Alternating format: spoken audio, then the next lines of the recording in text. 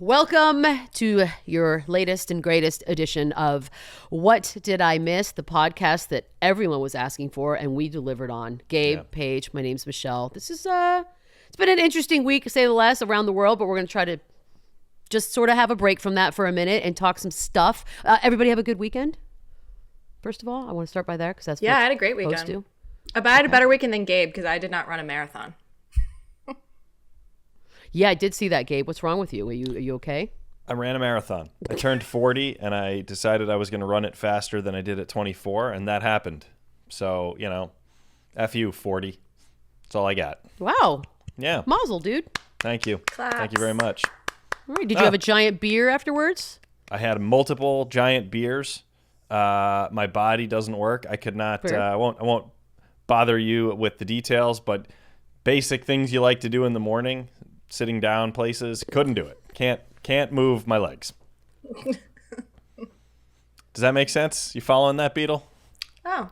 So you can't poop? Is that? Did you just tell us you couldn't? That's what I'm. I Wow. mean, I can. I ran a marathon once before, and that was not a thing that happened afterwards. I all could right. do that part. It's the sitting down part is the hard part.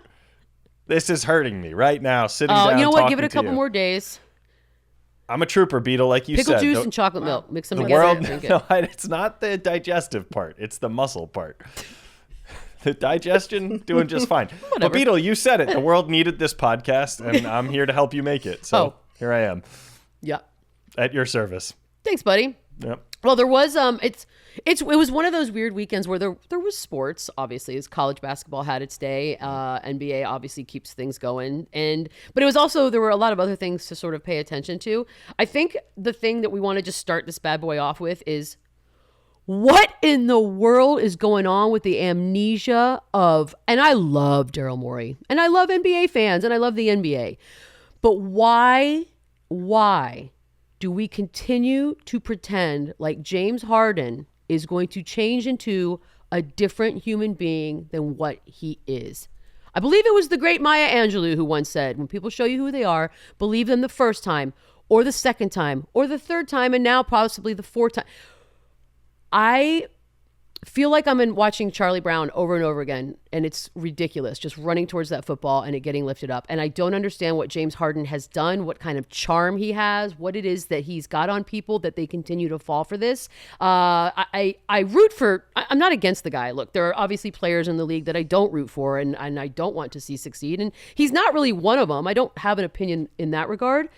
I just don't understand it. Are you guys as shocked as I am that we continue to sort of do that? By the way, 13 months. This is the second team in 13 months. Like, this isn't, he didn't leave some weird team in the middle of nowhere and he wanted to go to the big city and see. No, he left Brooklyn, a team that he wanted to be at, but now saying that he didn't want to be at, to be in Philadelphia, another pretty decent sized city with a great fan base. I don't understand why we're allowing this to continue to happen and pretend like this time it'll be different. What am I missing? Well, I agree with you. Full stop. I know Gabe doesn't, so I'll start with that. I remember being on this podcast and saying something to the effect of, I don't remember him ever being on a team that ever had any success. I think he's good but makes teams worse. I said something to that effect, but they've won 2 games with him there, and I hear people like Kendrick Perkins comparing the two of them to Kobe and Shaq or Magic and Kareem. They scored more points as a trio with Tyrese Maxey in 2 games than like any trio ever. They're at the foul line all day long. Nobody can stop putting them there. I think it might be working. The process is over. This is what's wrong with humans, right? Like we are supposed to be the most intelligent creatures on the planet. We've evolved. We can use our hands. We're great. We're great. But we're also supposed to have the ability to sort of process things that happen, learn from that, and possibly change what we do moving forward based on what we've learned.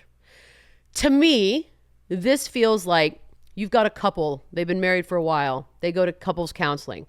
They're saying, hey, you need to keep it fresh. You need to start going on dates. You're taking her for granted or vice versa. Put a little spark in it. Maybe plan something.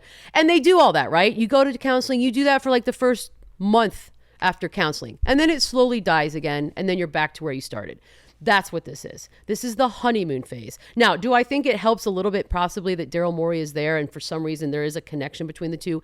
Maybe. But Joel Embiid is not the first superstar that James Harden has been next to. He's had Chris Paul. He had Russell Westbrook. He had Kyrie. He had Durant twice. Now, I'm not going to hold OKC against him. They were all very young, and that was just sort of an embryonic stage of these guys becoming what they are today. But he's had these chances, and he's burned those bridges. He had Dwight Howard in Houston. Dwight Howard opted out. There were rumors that he wanted him traded, and he wanted Kevin McHale fired. Kevin McHale got fired. Then he wants out of Houston. No, before he gets Chris Paul. Gets Chris Paul. Rumors that they wouldn't even talk to each other after a while. This is all fun and games until it's not. Now, the problem here is I really like Joel Embiid. I like him as a player. I think he's fun to watch. I like when he talks. I think he's funny and he gets it. I like Daryl Morey. I just feel like they've hitched their wagon to a person who is not equipped or ready or able to take this thing to the next level. I didn't even realize, I was reading stories about James Harden. Like, I didn't realize that they would stay in cities because he was running the Rockets when he was there. And that was partly why I think Chris Paul and Russell Westbrook were sort of turned off by the whole thing, is that they saw how much he had them wrapped around his little finger. But they would stay in the cities overnight that James Harden liked. So you can imagine which fun cities those are. If he was anywhere near Vegas, he would fly there. And that's the thing. Like Dennis Rodman. Oh, Michelle, Dennis Rodman used to do it. Yes, he did. He also has 5 championships. Okay, so Dennis Rodman earned the right to do stuff like that because he showed up. I don't remember Dennis Rodman quitting in the middle of a playoff game to the point where the people announcing the game also noticed. I don't get it. There are people in life that we have them in our circles of friends that you just sort of go like, I don't get it. How does this person keep getting these chances? What is it I'm not seeing? And this is one of the biggest examples for me that it's a lot of smart people seem to keep getting duped by this guy. And now, if they win the whole thing this year, which no chance, but let's say they do we have to just forget about all this stuff? Does his legacy now get to live on? Is that all that takes? Well, he's already minted as a top 75 player of all time, isn't Which he? is bull. That's stupid, by the way. Are you saying, I want to make sure I have this right. Are you saying that a decade of tape and all kinds of reporting, all of that is not negated by him giving a funny look when Joel Embiid chugged some water? Is that what you're saying, Beadle? I'm saying, didn't he also fall? Like, he fell off the chair or something? Yes. I think James Harden's like, fun guy. I bet it's super fun to party with him and go to those fun establishments with all these lovely people. I think it would be the most fun. I think he's probably hilarious to be around. Would I want him on my team if my team is trying to win a championship? No. The only saving grace that might work, and I say that hesitantly, is that they're picking him up with, 20 games left in the season? This is the time that James Harden shines. It's that honeymoon phase, and they only have to have him be great for this one chunk of time. Maybe the timing works out. Maybe it is such that, I don't know. I mean, they'd certainly have to beat Brooklyn. You certainly have to finish off better than Brooklyn did, because if you don't, then not just James Harden's legacy, but Daryl Morey's as well. They give up things. When they were they gave up a lot to get James Harden in places, and it doesn't seem to pan out, and he doesn't seem to care. And when he's bored and doesn't want to be there anymore, he's going to leave, and you will have nothing to show for it once again. Are you saying, Beadle, again, I need to clarify, that even though he and Joel Embiid took pictures of them lifting weights right after that Timberwolves win, you're not totally convinced of his work ethic? Is that what you're saying? Yeah, I believe I am, Gabe. I believe I am. I am not convinced of his work ethic. He is not like the LeBron James, the Giannis, like those guys. Whether we wanted to or not, we know how much time and money and effort they put into their conditioning. We also know that James Harden does not. We've seen him come back. Although I still don't understand last time. Was it like a fat suit and then he took the fat suit off and then he was ready to go underneath? I still don't really understand what we were seeing. It was like a weird optical illusion. I don't blame James Harden. I don't think your career should be everything that you are. I don't think James Harden eats, breathes, sleeps basketball like some people do. And I don't care. That's fine. I prefer a well-rounded human than a not. But let's not pretend that he does. Okay? Lifting a couple pounds and pretending that you love your team for the first day that you're there, that's not it. But Hey, Philly fans, I hope for your sake this pans out because I like the rest of your team. Do you think part of it is that like he's not in on it with us? Like he's not making fun of himself. Like he's not doesn't seem to be self-aware at least. I mean, that's the thing. Like, but you know why I don't think he can be? It's because he hasn't won it yet. Like, I think if you win it, again, I go back to Dennis Rodman. Dennis Rodman, like that was the thing. Like they joked about it. Like he would get on a plane and, Jack Haley, whoever would go with him and they'd fly to Vegas and then they'd meet him wherever because he could. And I think that if James Harden had that resume or those rings to back it up, even one ring, good Lord, at this point, then maybe he'd be able to laugh at himself a little bit more. But it's just still a little tense because you're doing all the things that somebody who's earned that right does, but you don't have the hardware to sort of back it up. And so he's kind of stuck in a weird position. Now, or maybe he just can't laugh at himself. He should, because there's a lot to laugh at, but I don't know yet. I have no idea. I just think this is I've been mostly sarcastic this whole way through, but now I want to ask a genuine question. That's not right. I looked through like his record, and just we obviously know he puts up numbers for years. Is it possible? I don't believe this, but is it possible that he just is incredibly unlucky, and his prime happened to coincide with one of the greatest dynasties of all time in the Warriors? And then he bumps into people like Joel Embiid and some others. Like, he's just never gotten past teams that were all-time great. And is it possible that, like, we hold him to an unfair standard because he played at a time where how the hell were you going to get out of the West? Well, it wasn't even just getting out of the West. Look, I specifically remember the Spurs series, and it was Game 6, and it was a remarkable thing to watch. Like, I remember him dribbling down, and it was like he gave up. Like, I remember I used to run track and I won the 800 meter. And one time this girl was starting to pass me and I just quit. I literally stopped. My parents were like, oh, that's it. Because they knew, like, I'm a quitter. I was a quitter in a sore sport and I quit track that following Monday. Like, that was what I saw. I was like, he just quit. Because he was like, we're not going to win. I've been out partying. I'm tired, this, that, and the other. It's when they were doing all the playing every single game, which I always thought was kind of stupid. I was like, why would you rather be the guy who played every game versus the guy who goes long in the playoffs? But that's just me. He's had the pieces. He's been around the pieces that should at least have taken him a little bit further. No, I'm not going to give him that excuse. Because he's also had the pieces that he demanded at times and the situations that he demanded at times. And so at some point you have to have accountability. You can't have this list of accolades that you have and all the things that you've done in sixth man and this and that scoring and then have nothing to show for it. Like, I don't think his legacy is good right now, but I seem to be in the minority because every time I hear people talking about it, it's a lot of like gushing and this is the best and this is going to work. And I'm just sort of sitting here like, am I the asshole? Because I don't think it's going to work. But well, maybe I am. Me neither. But another counter argument, I guess, would be, so I'm curious what you think of this. Well, yeah, but, a lot of those great players he played with, they were guys on the perimeter, they were guards, they were guys who needed the ball in their hand. Smarter people could come up with the arguments. This is a case where, as absurd as a Shaq-Kobe comparison is, sorry, Kendrick Perkins, I get it because it's guy who holds the ball and big man, and they can do some pick and roll stuff, and they can sort of share the court better, at least from a layperson's perspective. So is there anything to that? Maybe just like he had Dwight Howard. He had Dwight Howard. Yeah, that's and he true. He had a good version of Dwight Howard, and that couldn't even work. Like, Dwight Howard comes with his own set of baggage and drama that we've all witnessed through the years. And a lot of people think sometimes a lot of that sort of took him away from how great he really is as like a physical player. And we got very distracted by everything off the court.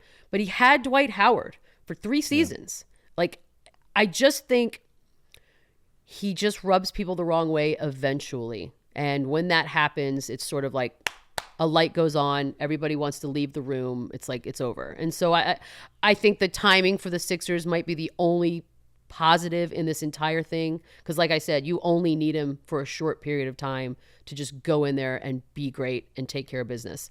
So yeah, if that's what people are looking at for this as to quote unquote work, maybe.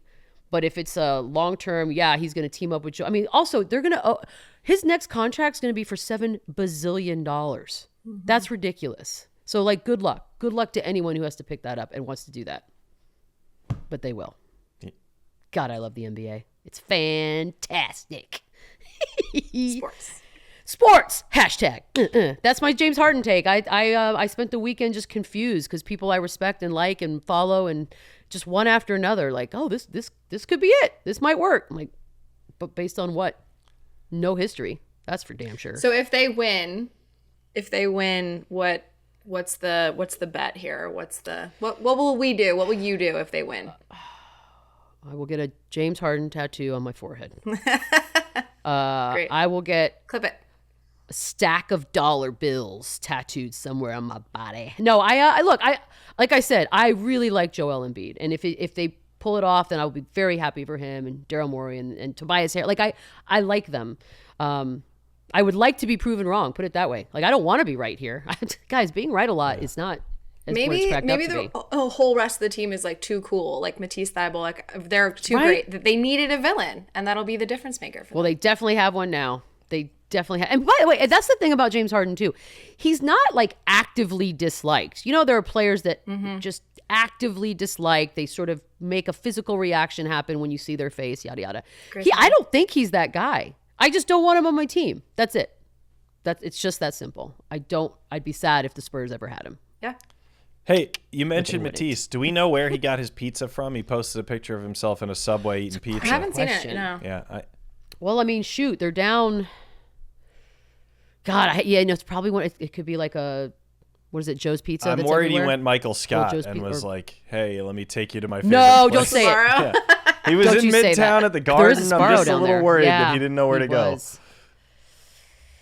Oh my God, I hope not. Well, isn't there some stuff down in Penn Station? Like There's some, decent pizza there's where you some can pick up a grimy slice? by I the feel like there slice is. stuff down there. You might do all right, but you could also Yeah. fall for the like 2 for $2 thing that's all around there, and those are disgusting. So No, well, he paid for it later if that's what he did, and I think we all know that's true. Okay, well, I feel like we've talked about James Harden, you guys. I feel better. Do you feel better? I feel like you got a lot out of you, but I'm worried for you, Beads, that what's going to happen. Here's my prediction. You and I have worked in this business for a while. You know this is true.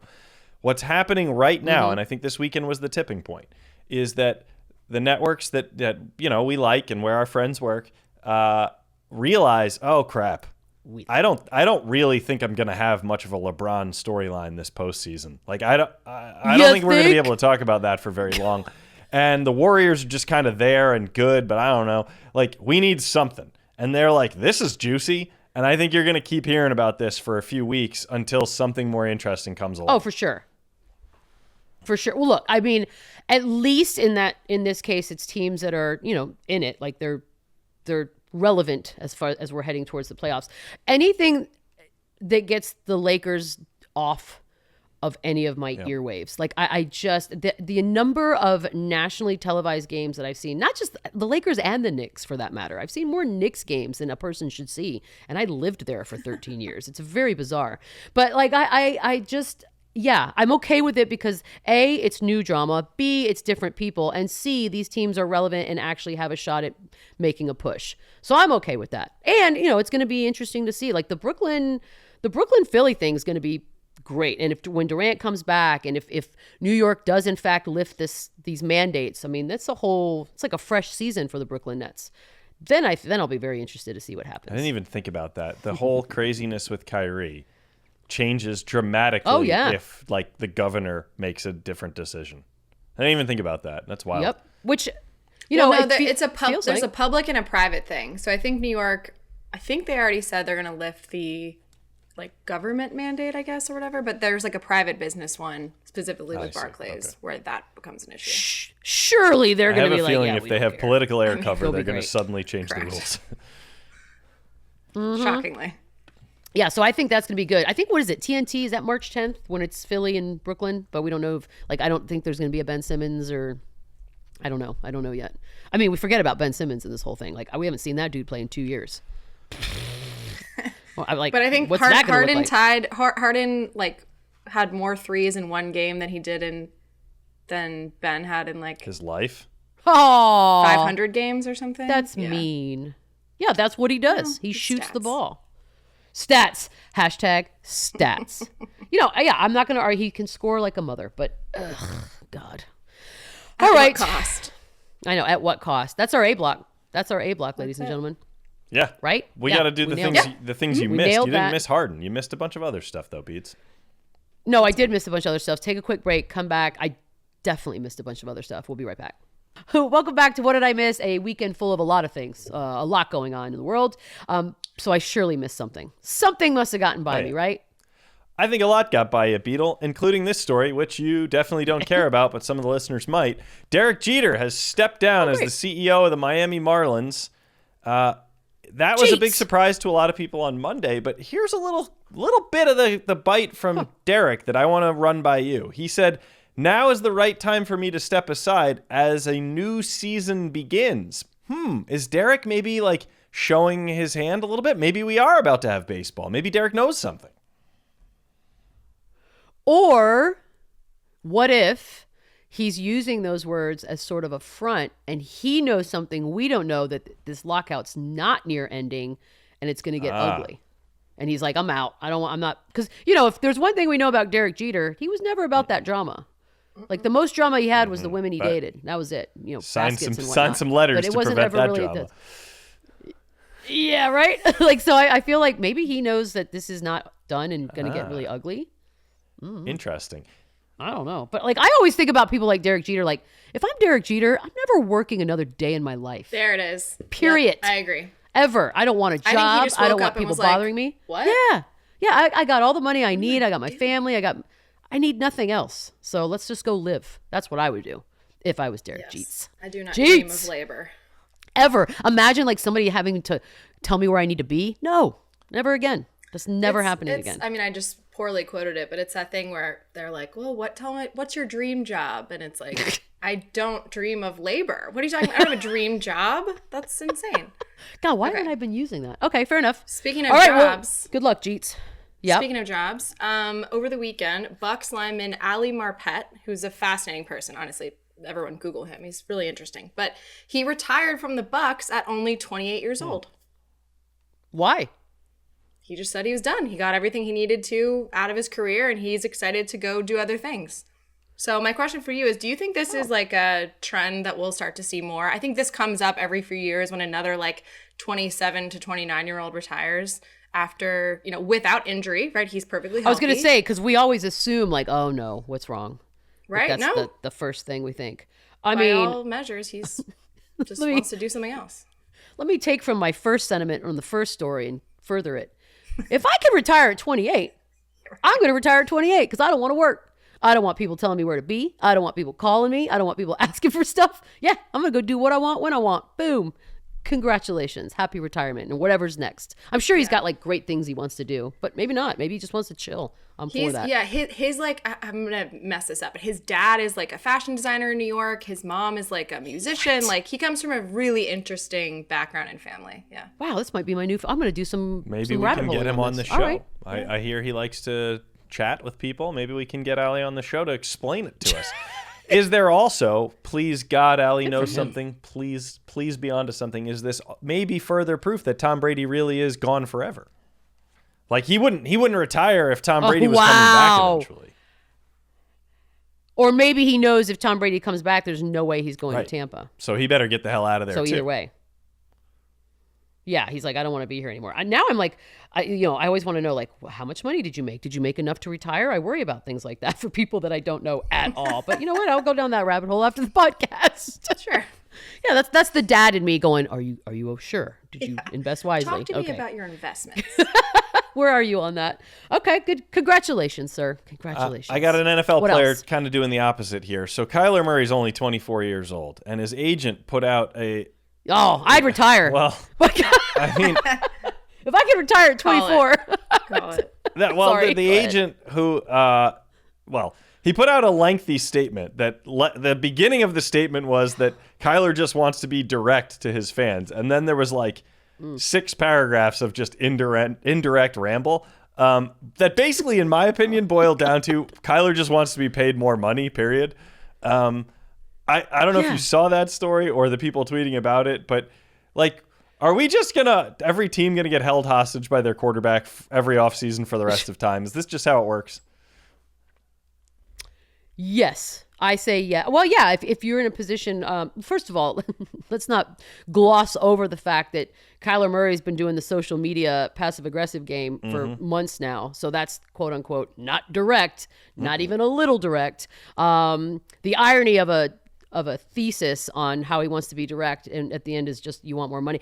Again, anything that's coming out of an agent's mouth is geared towards getting more money. The most money you can get. Period. He should have just wrote on a piece of paper with letterhead, "I'm an agent, you can figure it out." Boom, done. And that would have been fine. Because like, that's your job, is to go get money.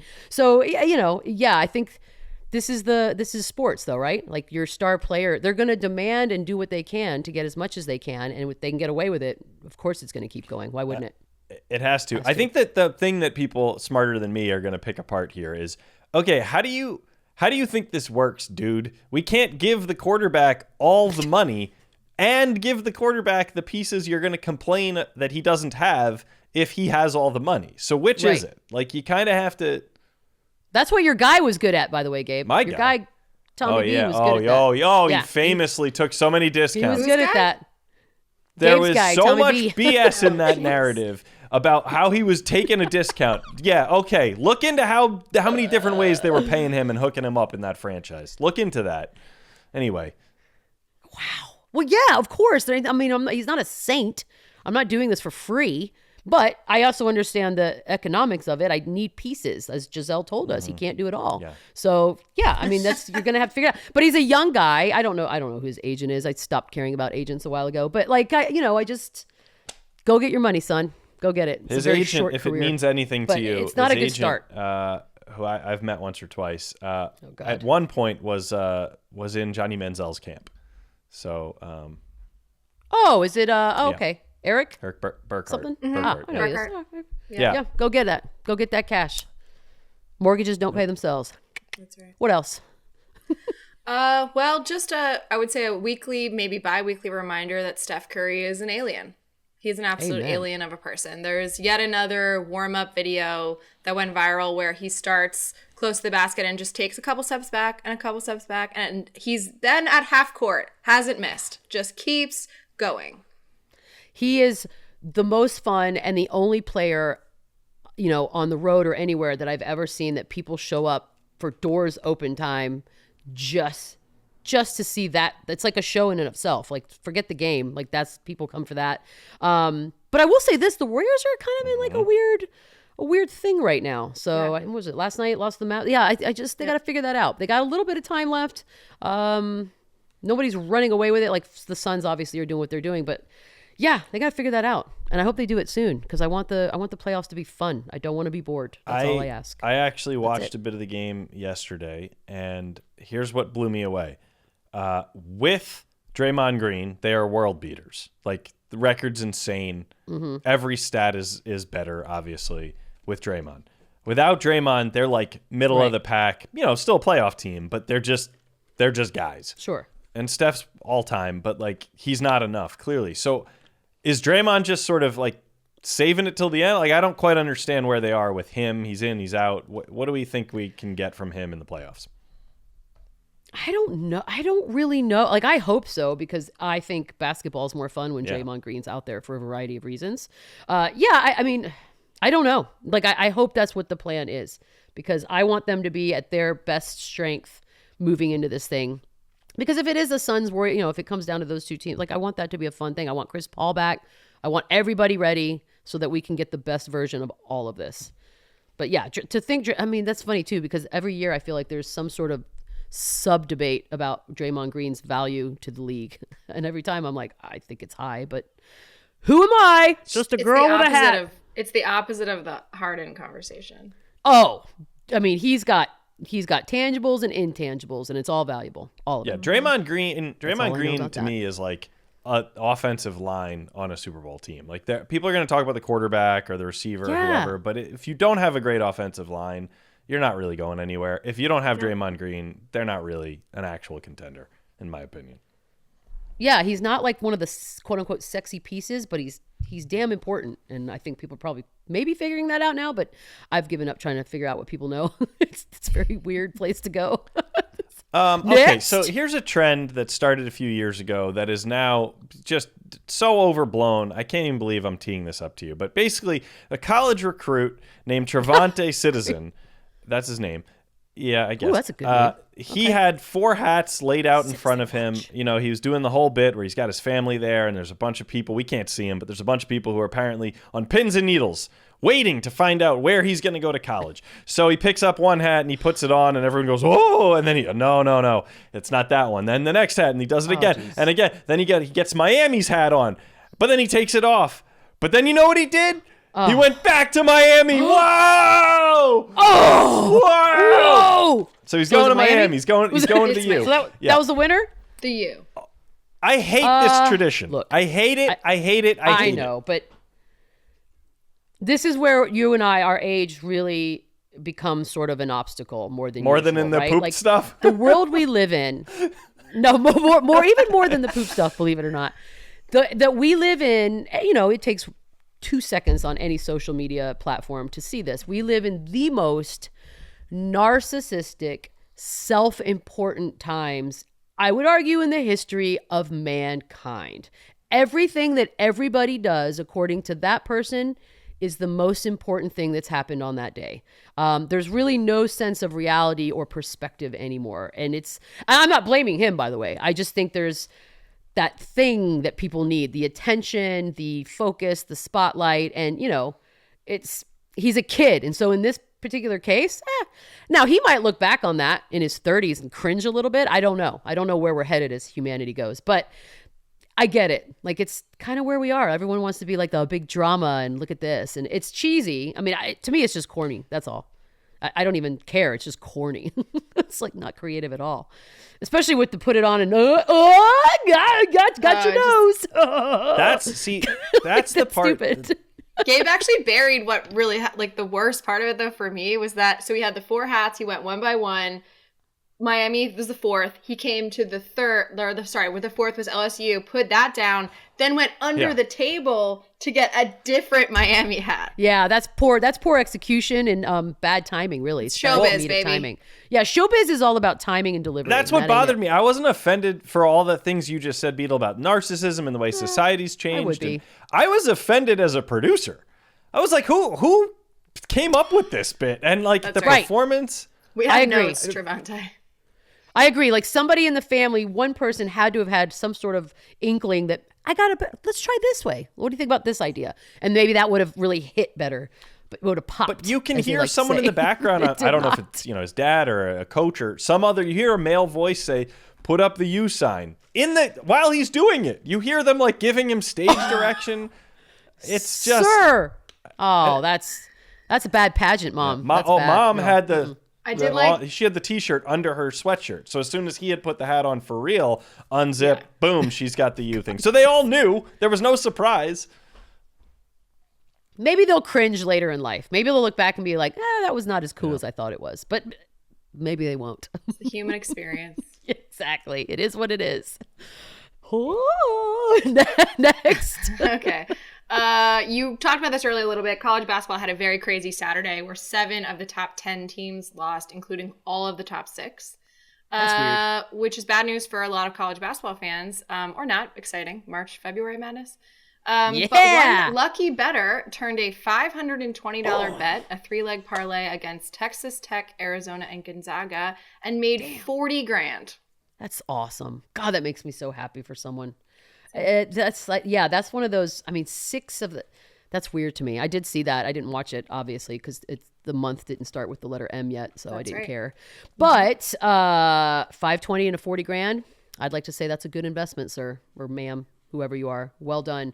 Also, I do like things like that because it makes people go nuts. And the people that I follow that are college basketball gurus just had a field day, and for them, I was happy. Gave them something to talk about before March Madness. We're going to get some of those gurus on here in the next few weeks so we can fill out some brackets. Yeah. Good.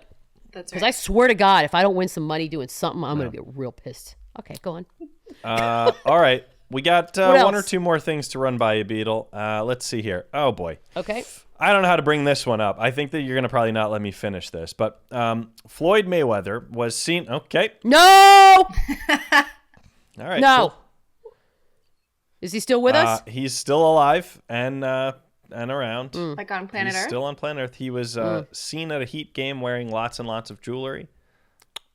Yep. So much jewelry. You know why I know this? Because they played the Spurs and I worked the game. Did you get a chance to interview him? And I will say this about... Say what's up? No, they're in Miami. Weird. You think he's in San Antonio? Shoot. No, he was with Antonio Brown wearing sunglasses indoors, and A-Rod was sitting next to them. It was as if Mr. T was in Idiocracy, and they decided to just amplify the ridiculousness of the chains. Whether they're real or not, I don't care. I see bad investments all over that. But I will say this. Shout out to the Spurs crew, Daniel Ashcraft, Kikarillo, all those guys. We saw it in the truck and we had the footage, but we never put it on the air because there's no reason to give this clown any more airtime than he already gets. Kudos. Well, I'm sorry we just gave him more airtime. But we did mock the hell out of it in private. This. Yeah. No, I think it's funny. No, but we did have fun. Because, I call the games with Sean Elliott. And Sean Elliott is very much in the old get off my lawn camp with the rest of us. And we had a field day. The fashion was just, it's Miami. It's Miami courtside on a Saturday night. Guess how great that was. I was worried about do you think they got tangled? You know how chains get tangled like that? That stresses me out. It looks, let's just take away who it is, right? Let's just look at it through the eyes of like fashion. It looks ridiculous. It's at least, one of the chains is a good 2 inches thick. Like it's a chain. So if it's real, which I'm sure he'll tell us it is, it's very heavy. That's already a problem. Your neck's going to hurt. I don't get it. It's a lot. There was a lot of congregating down there in between corridors. There was a lot of blinged out watches.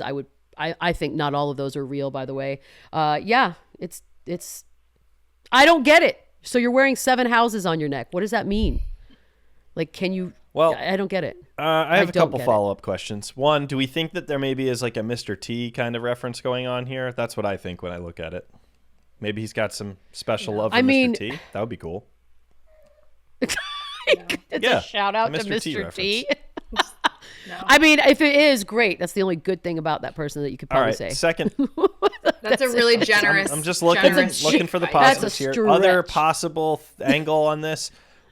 Do you think that A-Rod, who is of course famously cautious with his image, do you think that he was nervous about being caught on camera around these two guys? Do you think that it crossed A-Rod's mind? No. Like, oh man, I'm going to need my team on this. No, I don't think celebrity world thinks that way. Especially like kind of sports celebrity world. I think scandals come and go, and it's more important to sort of be seen down there because it was a spectacle. I think between like maybe it was coming back out of halftime. There had to be like 20 people on the court around that area, and it was insane. I was like, what are they doing? So yeah, I think it's more important to be seen as sort of in versus the quality of the people that you're around is what I think. Do you think that between the two, like if he's sitting there with those two people, he comes out looking the most normal? Oh, for sure. Yeah. Looks like a saint. What if Floyd Mayweather has like a QVC line of cubic zirconium chains and this was like the launch and now we're going to see him on the old QVC? That would be, who he should partner with. An entrepreneur and business mogul we've talked about on this very show before, famously proud of being cheap, Chad Ochocinco. If Chad helped him market the fake jewelry, the two of them together could get a real business going. Maybe they'll buy Claire's. Yeah. Ooh, I saw that. Okay. Because at the end of the day, we know he has money, so we're to assume it's real. But I've always argued those are the people that can actually get away with wearing the fake stuff. Like J-Lo could wear a $1,000 fake diamond ring that's purported to be like $3 million, and we just assume it's the $3 million version because it's J-Lo. So I get it. That's what I would do. Why would you want to risk having your finger chopped off for nothing? I don't know where they're going that their fingers are getting chopped off, but it could happen. What else? That's, by the way, that is 3 more minutes more than I've ever wanted to spend on. But it was jewelry. It was jewelry talk. It was jewel, and girls do be loving their jewelries. I don't think there's anything else meaningful that you missed, Beadle. But there is some stuff coming up on this show this month that we should probably tell people about. And I have some TV takes that I want to get to. So Are we? I think we you wanna take a probably break? should, but I think we need to start to tease this month's TV draft because it's a big one. That's right. Oh, that's right. We are in a new month, which means it's a new TV draft. We're going to change it up a little bit, give it a little zhuzh, sass it, if you will. But there are some good shows, believe it or not, launching in the month of March. That's the beauty of television these days. Every month gives us treasures. And I can't, well, I for one know too that I'm definitely drafting. And if you two touch them, or not draft, whatever. Anyways, taking a break. Come back. We'll talk about it. Welcome back. We're wrapping things up here on this episode of What Did I Miss? But yes, March is new television time, new shows coming out, new movies coming out, new everything coming out. So we will be obviously talking about it. It's very important that we do. And we had the SAG Awards last night, which I'm sure both of you watched in its entirety. No minutes. Correct? Didn't even know it was a thing. Absolutely, yes. Zero minutes spent. All minutes. Yes. I loved watched it. enough to know that I've seen no movies. Yeah. But I did. Can I just say this? I watched Old Henry and the movie Pig over the weekend, both of which I found to be very entertaining, and I highly recommend. So that is my gift to anybody listening today. I would watch both of those. Pig was the lovely. Pig is the delightful. one where Nick Cage Nick plays Cage? Nick Cage, right? Nick Cage? Nick plays Nick Cage, like the Woods version, and his only companion in life is his truffle pig. Sure. And it goes from there. I like to say it's a mix of John Wick meets Fisher King meets Anthony Bourdain, if you will. Like it's a whole thing. Yeah, it's if that doesn't sell it, I honestly, there's nothing else that could. It's a beautiful, lovely, just you're in your feelings. That's all I'll say. And Old Henry, I don't know why Old Henry didn't get more love, because I know Power of the Dog's getting all of it and it's a Western theme, whatever. But Old Henry was hella entertaining. 99 minutes, which is exactly what a movie should be, kept me on my toes the whole time, never looked at my phone once, and that's how I judge movies. I'm here for the Steven Dorff What else did I miss? renaissance that seems to have started. Bro, Yeah. killed it. There are only like 8 actors in the whole movie. And it's yeah. That's the thing. I always wanted to do like a reviewing system where how many times did I look at my phone? That's like instead of stars or whatever, Rotten Tomatoes, because that for me is the gauge. If I don't even think about looking at my phone, then I'm all in. And I was all in on Old Henry. So, anywho, we have a voicemail. What do we have?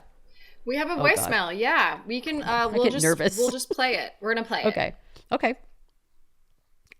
In the edit, this is where we play it, but you need to click on that because you need to listen to it. Oh, I've listened. do I do it right now? Yeah. Okay.